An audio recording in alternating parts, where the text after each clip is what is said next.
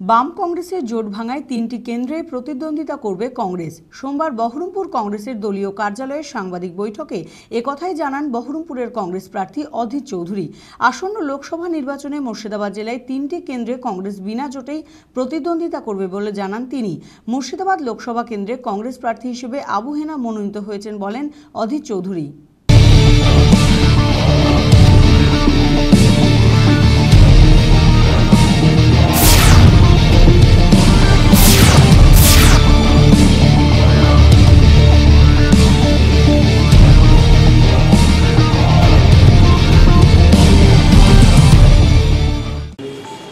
পশ্চিমবঙ্গে কংগ্রেস পার্টির সঙ্গে বামেদের যে জোট প্রক্রিয়া শুরু হয়েছিল সেই জোট প্রক্রিয়া বন্ধ হয়ে গেছে। কংগ্রেস তার মতন করে নির্বাচনের প্রতিদ্বন্দ্বিতা করছে।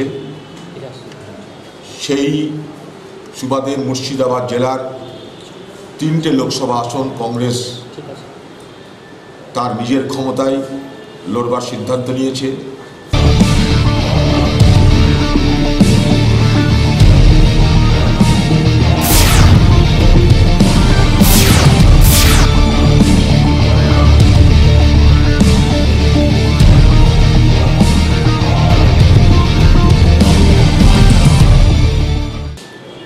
এবং মুর্শিদাবাদ কেন্দ্রে আমরা কংগ্রেস দলের পক্ষ থেকে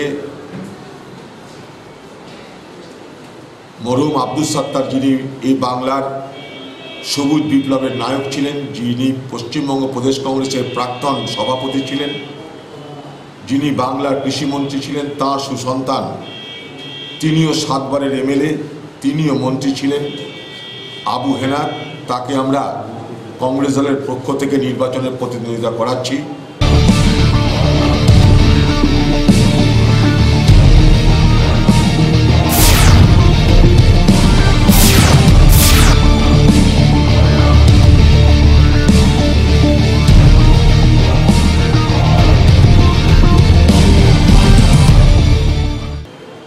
সারা মুর্শিদাবাদ লোকসভা কেন্দ্রের মানুষ আবু হেনার মতন ব্যক্তিত্বকে কংগ্রেস দলের প্রার্থী হিসাবে পেয়ে আমাদেরকে সাধুবাদ জানিয়েছে। তাই এখন থেকে মুর্শিদাবাদ জেলার 3টে আসনে কংগ্রেস দল তার মতন করে প্রচার অভিযান শুরু করছে।